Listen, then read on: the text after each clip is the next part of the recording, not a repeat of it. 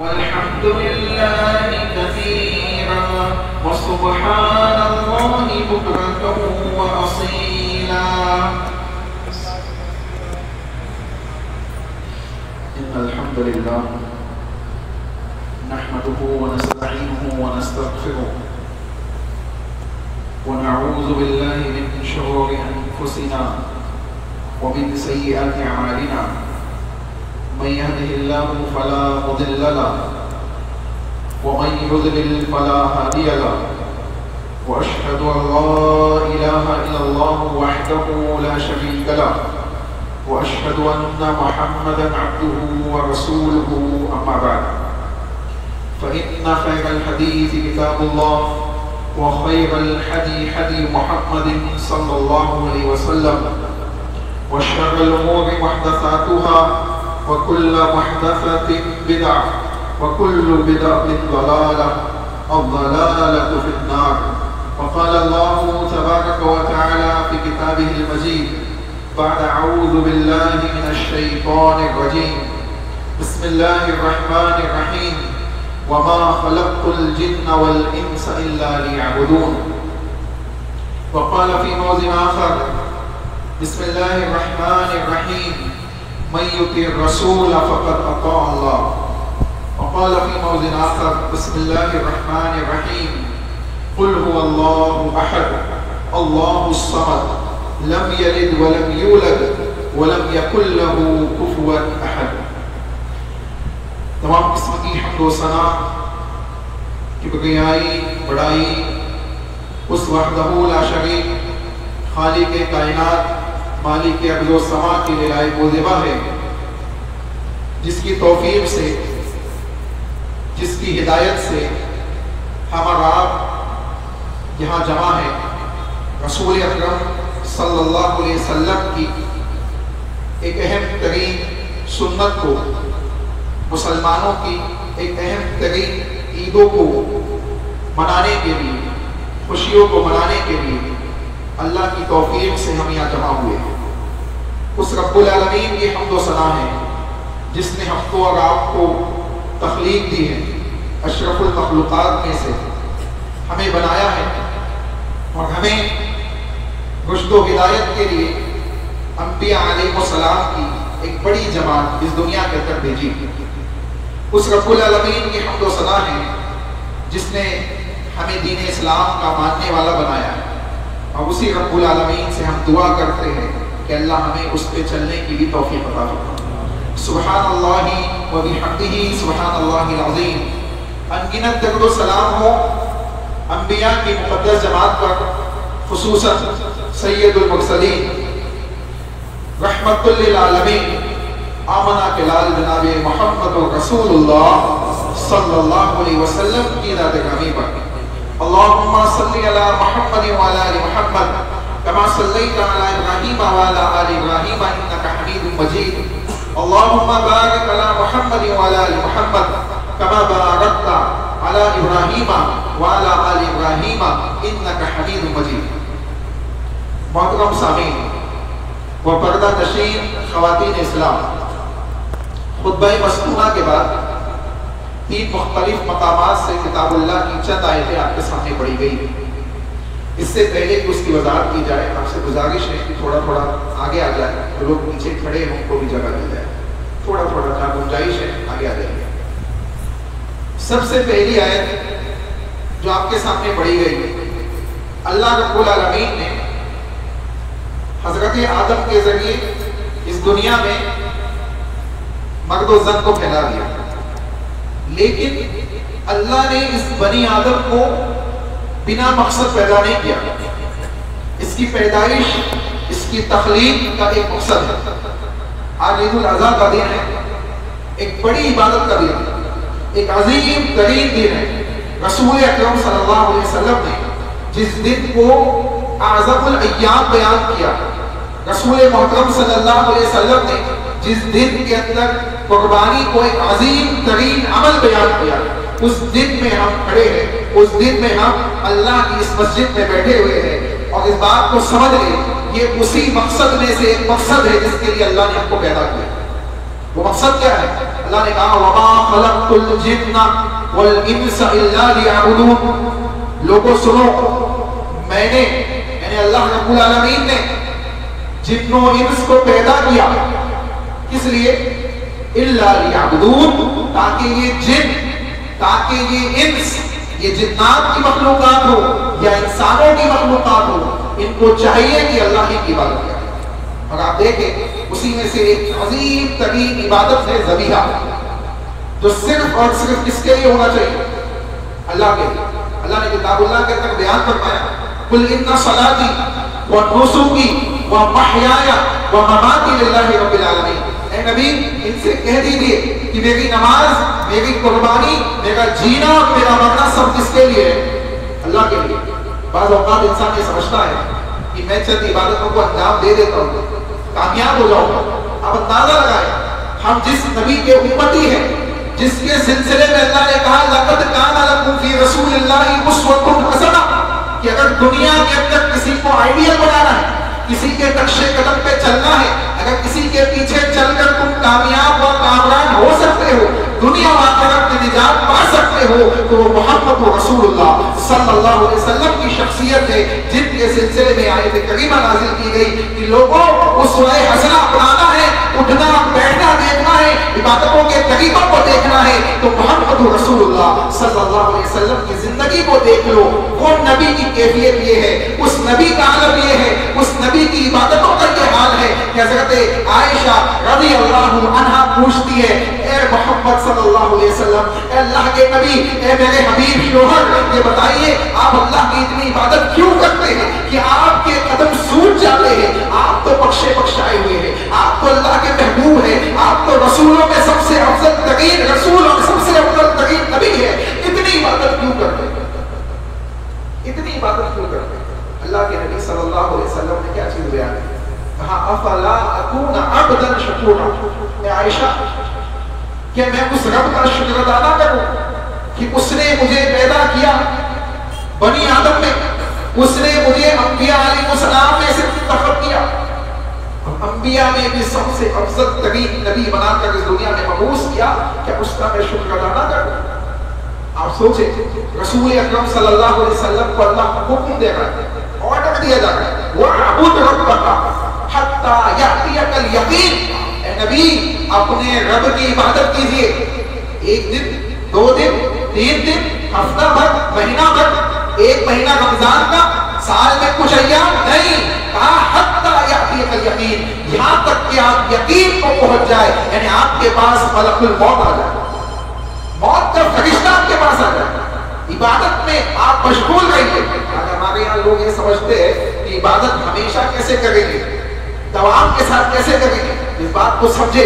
اگر ہمارے پاس عبادتوں کے اندر کسی طریقے کے معاملات ہے، کسی طریقے کی کوتاہیاں ہے، تو ہم کو چاہیے کہ ہم اس رب العالمین کے سامنے جھک جائیں اور اس سے مانگے کہ اللہ تو ہی ہدایت دینے والا ہے، تو ہی رشد و ہدایت کا مالک ہے، تو اگر توفیق نہ دے تو میں عبادت نہیں کر سکتا، تو اگر توفیق نہ دے تو میں گناہوں سے نہیں بچ سکتا.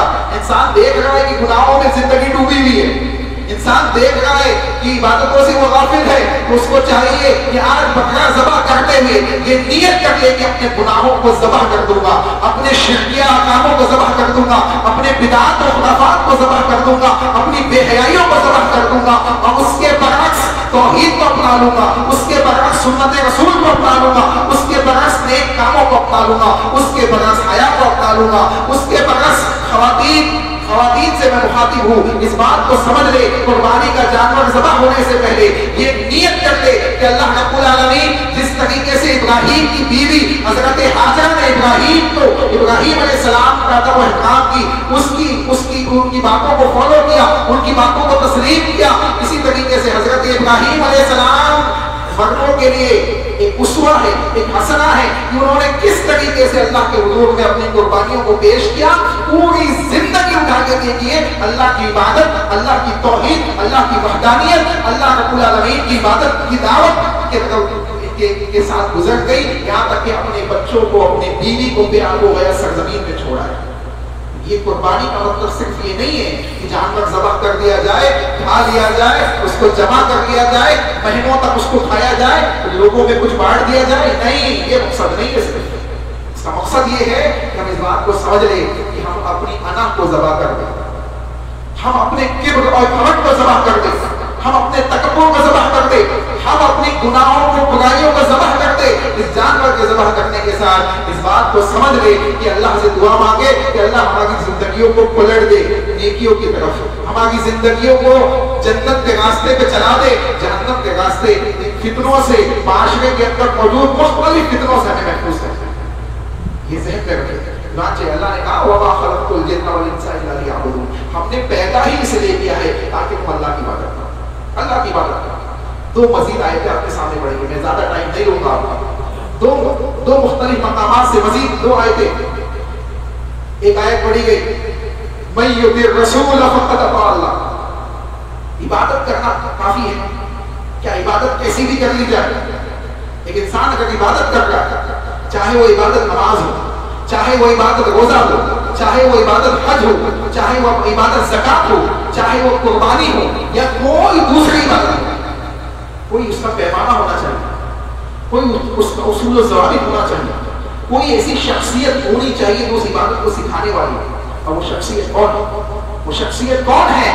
ہمارا آپ جس کا کلمہ پڑھتے ہیں وَأَشْهَدُ أَنَّ مُحَمَّدًا عَبْدُهُ وَرَسُولُهُ، وہ شخصیت ہے محمد رسول اللہ صلی اللہ علیہ وسلم کی ایک آیت کریمہ، بس یہ ایک آیت کو بندہ سمجھ لے، ایک آیت بھی نہیں، ایک آیت کا ایک چھوٹا سا حصہ ہے، چھوٹا سا ٹکڑا ہے۔ اللہ نے کہا مَن يُطِعِ الرَّسُولَ مَن يُطِعِ الرَّسُولَ فَقَدْ أَطَاعَ اللَّهَ، اگر اللہ کی اطاعت کرنا چاہتے ہو، اللہ کے محبوب بننا چاہتے ہو، تو جس نے رسول کی اطاعت کی حقیقت میں اسی نے اللہ کی اطاعت کی، اس نے اللہ کی اطاعت کی۔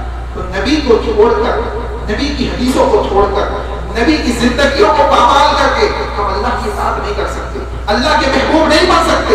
صحابہ کو دیکھیں، صحابہ اکرام رضی اللہ عنہم کی زندگیوں کو اٹھا کے دیکھ لیں، ایسے ایسے صحابہ، اجلہ صحابہ، کچھ وہ صحابہ جنہوں نے پہلی مرتبہ نبی کے زبان سے دعوت توحید سنی، ایمان لے آئے، ابو بکر صدیق رضی اللہ عنہ، جنہوں نے نبی کی زندگی کا معائنہ کیا، مومنین کا معائنہ کیا، یہاں تک کہ مومنین کے اوپر ظلم و ستم تک کیے، لیکن جب اللہ نے ان کے ذہن و دماغ کو کھولا تو یہی وہ مومن شخص تھے جن سے دنیا کو ایک بڑا نفع پہنچا، حضرت عمر بن الخطاب رضی اللہ عنہ۔ ایسے صحابی جنہوں نے اپنے مال کو اسلام کے لیے، مسلمانوں کے لیے، اللہ کی مدد کے لیے بچھا دیا، اب ایک مجلس میں 7 مرتبہ، زندگی میں کئی مرتبہ محمد عربی صلی اللہ علیہ وسلم کی زبان سے نکل گئے ہیں عثمان تو جنتی، عثمان تو جنتی، عثمان تو جنتی۔ ایسے صحابہ، یہ صحابہ تو ہے ایک یونیورسٹی ہے، اور اس یونیورسٹی کے استاد ہے محمد رسول اللہ صلی اللہ علیہ وسلم۔ ایسے صحابی جن کے سلسلے میں نبی کہے کہ کل صبح میں ایک ایسے شخص کو جھنڈا دوں گا جو اللہ اس کے رسول سے محبت کرنے والا ہے اور اللہ اس کا رسول بھی اس سے محبت کرنے والا ہے، حضرت علی بن ابی طالب رضی اللہ عنہ، جو نبی کے بستر پہ لیٹے ہیں جب مشرکین نبی کو قتل کرنے آئے۔ اندازہ لگایا، یہ وہ صحابہ ہے جنہوں نے کس کو دیکھا ہے؟ محمد عربی کو دیکھا ہے، اپنے شرکیہ کاموں کو چھوڑ دیا، 360 بتوں کو چھوڑ دیا، اپنی خرافاتی زندگیوں کو چھوڑ دیا، اپنی لہو لیب اور گناہوں سے لبریز زندگیوں کو بھلا کر اللہ کی عبادت میں مشغول ہو گئے، اللہ رب العالمین کو خوش اور راضی کرنے کے لیے مشغول ہو گئے۔ ایک دن، 2 دن، 1 عید، 2 عید، 1 مہینہ، 2 مہینہ نہیں، پوری زندگی اللہ کے لیے وقف کر دی، پوری زندگی۔ ایسے صحابہ ہیں، ان کی زندگیاں پڑھ جائیے، روح کانپ جائے۔ حضرت عمرو بن جموح رضی اللہ عنہ مدینہ کے اندر رہنے والے صحابہ، انصار صحابہ میں سے، مدینہ میں اللہ کے نبی صلی اللہ علیہ وسلم نے ایک صحابی کو بھیجا، حضرت مصعب بن عمیر رضی اللہ عنہ۔ حضرت مصعب بن عمیر کون ہے؟ نبی صلی اللہ علیہ وسلم کے مبلغ ہیں، نبی کے داعی ہیں، پیغام اسلام لے کر سب سے پہلے مدینہ کی زمین پہ پہنچنے والے حضرت مصعب بن عمیر رضی اللہ عنہ۔ دعوت دعوت توحید پیش کر کے لوگوں کو توحید کی طرف بلا کر مدینہ کی اکثریت اسلام میں داخل ہو گئی۔ یہ صحابی حضرت عمرو بن جموح، ان کے 3 بیٹے مسلمان ہو چکے، 3 یا 4 بیٹے، چاروں کے چاروں مسلمان ہو گئے۔ یہ ایک بت کی عبادت کرتے ہیں، اپنے گھر میں ایک بت کو سجا کے رکھا ہوا ہے۔ اب بیٹے کو دعوت دے رہے، کو سمجھا رہے، یہ سمجھ نہیں رہے، تو بیٹوں نے کیا کیا، ایک دن اس بت کے اوپر لا کے کچرا ڈال دیا، کوڑا کچرا لا کے ڈال دیا۔ باپ نے دیکھا، شدید غصہ ہوئے، شدید غصہ ہوئے۔ آپ اندازہ لگائے، میں بتانا کیا چاہتا ہوں، توحید 3 دن تک اسی طریقے کا معاملہ ہوا، مختلف لمبا واقعہ ہے، میں اس میں نہیں جاؤں گا، مختلف طریقے کا معاملہ ہوا۔ 3 دن بیٹوں نے سمجھایا، کبھی کچرا لا کے ڈال دیا، کبھی بت کو اٹھا کے کوڑے دان میں ڈال دیا۔ آخری دن کیا کیا انہوں نے، ایک تلوار بت کے گلے میں ڈال دی کہ اگر آج کوئی تجھے ستائے اس کو ذبح کر دے۔ آپ سوچیں، اگلے دن جب صبح اٹھے تو بت بھی اور تلوار بھی اور دیگر تمام چیزیں جو اس کے آس پاس تھی سب کوڑا دان میں پڑی ہوئی۔ تو کیسا معبود ہے، تو اپنی حفاظت نہیں کر سکتا، میری کیا حفاظت کرے گا؟ اور کلمہ پڑھ لیا، اشہد اللہ الہ الا اللہ واشہد ان محمدا عبدہ ورسولہ، اور جنگ احد کے اندر شہید ہوئے۔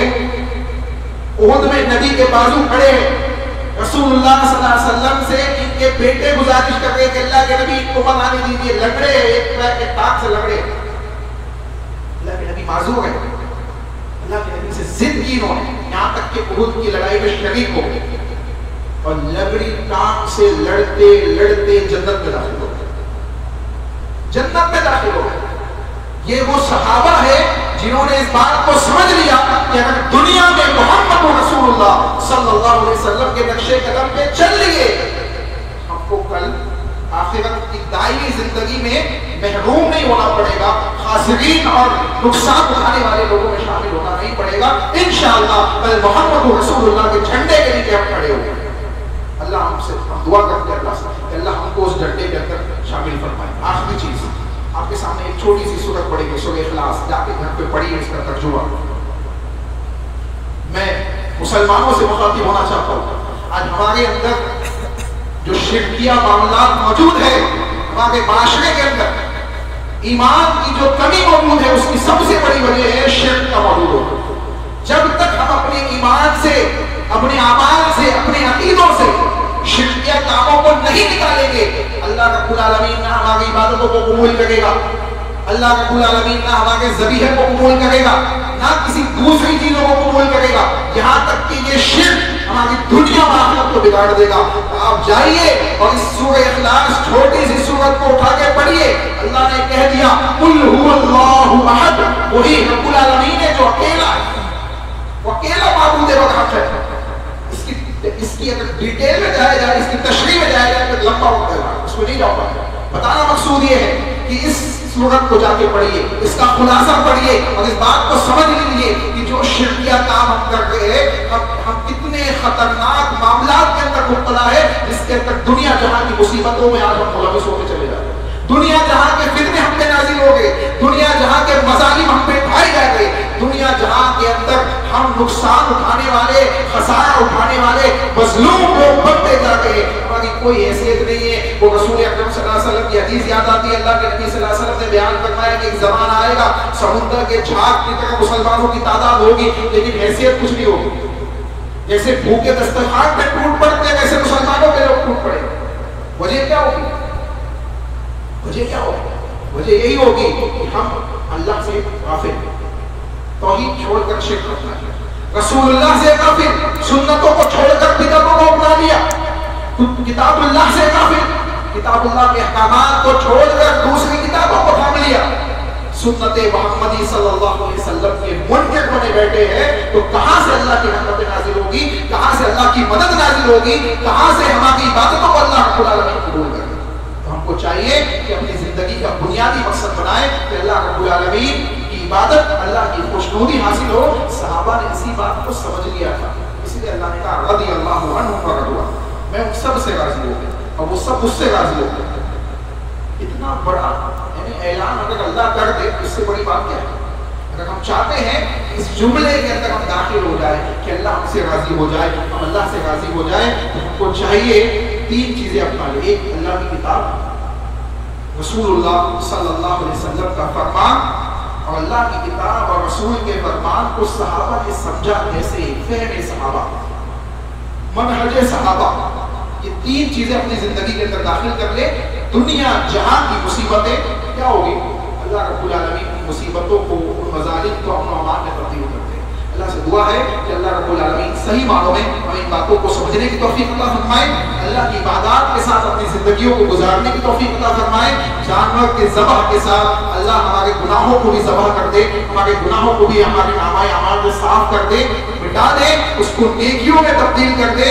ان الحسنات یذہبن السیئات کے تحت اللہ ہم نیکیوں کو بجا لائے تو ہمارے گناہوں کو تو مٹا دے. اے اللہ ہم ٹوٹی پھوٹی جو نیکیاں کریں اخلاص اور للہیت کے ساتھ کریں، خلوص دل کے ساتھ کریں، توحید کے ساتھ کریں، سنت رسول کے ساتھ کریں. اے اللہ ہمارے گناہوں کو معاف فرما دے، اے اللہ ہمارے گناہوں کو معاف فرما دے. اے اللہ آسمان و زمین کی خلائق ہمارے گناہوں سے بھر چکی ہے، گناہوں کی وجہ سے تمام مصیبتیں ہم پہ نازل ہو گئی ہیں. اے اللہ ان گناہوں سے رجوع کرنے کی توفیق عطا فرما دے، ان گناہوں سے لوٹنے کی توفیق عطا فرما دے. اے اللہ معاشرے کی خواتین کو بے حیائی کے فتنوں سے محفوظ فرما لے، اقتدار کے فتنوں سے محفوظ فرما لے. اے اللہ دھوکے اور چال سازیوں میں پھنسنے سے ہماری خواتین بچیوں کو، خواتین عورتوں کو محفوظ فرما لے.